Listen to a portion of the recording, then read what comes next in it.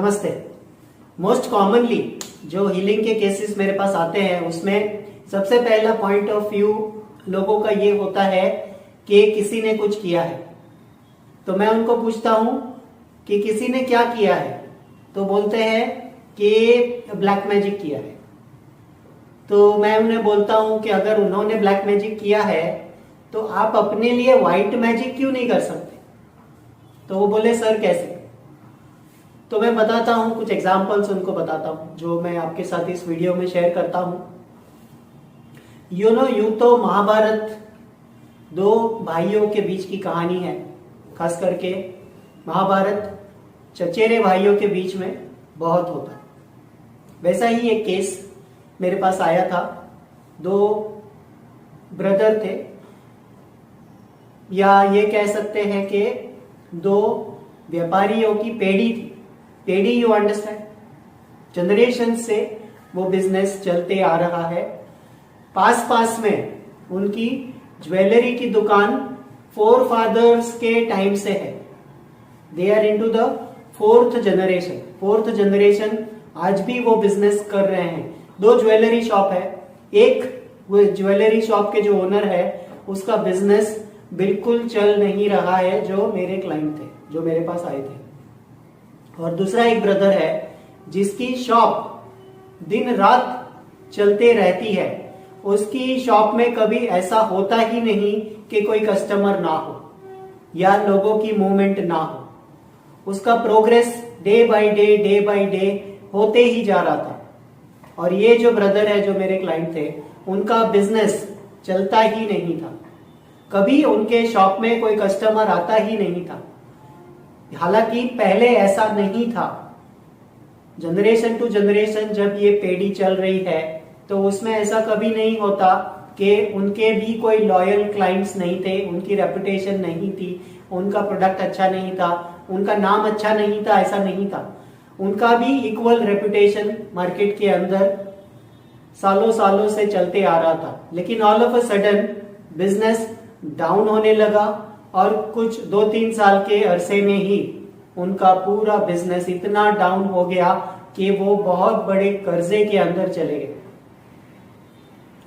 तो जब मैंने उनका केस स्टडी किया, we went into the detail of understanding it, तो बातों बातों में उन्होंने मुझे बताया कि कभी कभी है ना, हमारी दुकान के बाहर कुछ चीजें मिलती है, जैसे कि आधा कटा हुआ लेमन मिला, या कभी कोई कोयले का टुकड़ा मिल गया, या कभी कोई पैकेट में कोई क्या बोलते हैं उसको, राख जैसा कुछ उसमें मिल गया, या फिर कभी कभी सरसों के दाने ऐसे बिखरे हुए उनकी चौखट पे मिले थे।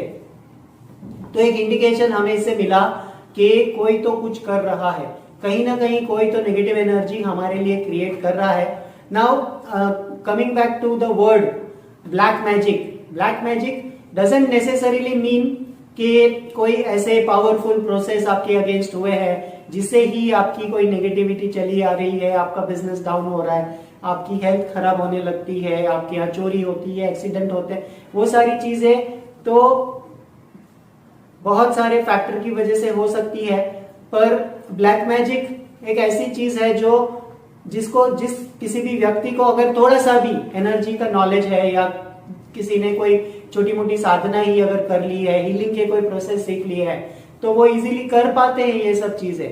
जैसे सेम एनर्जी से हम हीलिंग एक्सटेंड कर सकते हैं, तो वो सेम एनर्जी से हम किसी के लिए नेगेटिविटी भी क्रिएट कर सकते हैं, बट उसके अपने कॉन्सिक्वेंसेस होते हैं। यहाँ पे जो ये बिजनेस ओनर की हम बात कर रहे हैं, उनके ऊपर भी ऐसा कुछ हो रहा था जिसके द्वारा जो नेगेटिव एनर्जी क्रिएट की जा रही थी उनके अगेंस्ट, उसकी वजह से उनका बिजनेस डाउन होने लगा था।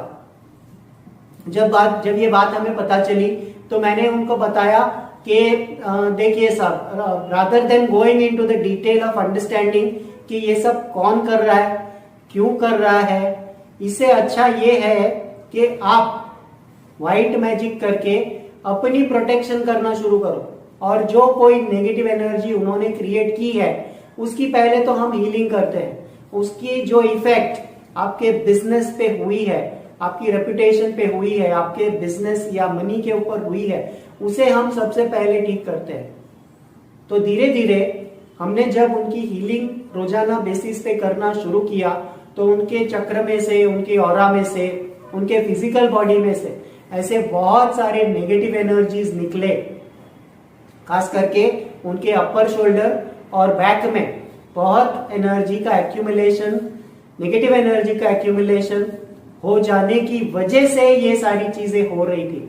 और जब हमने हीलिंग की, उनको प्रोटेक्शन के लिए हमने बहुत सारे मेथड्स दिए, वो भी उन्होंने करना शुरू किया। करीबन 2 महीना लगा इस प्रोसेस को करने के लिए, लेकिन 2 महीने के बाद धीरे धीरे उनका बिजनेस फिर से सेट होने लगा।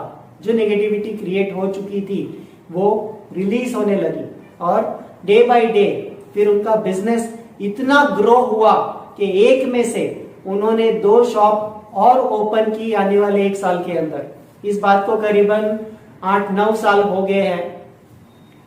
आज उनका एक वेल नोन एस्टैब्लिश बिजनेस बिना कर्जे के और अच्छी प्रोग्रेस से, अच्छी रेपुटेशन से, सुख शांति समृद्धि से चल रहा है।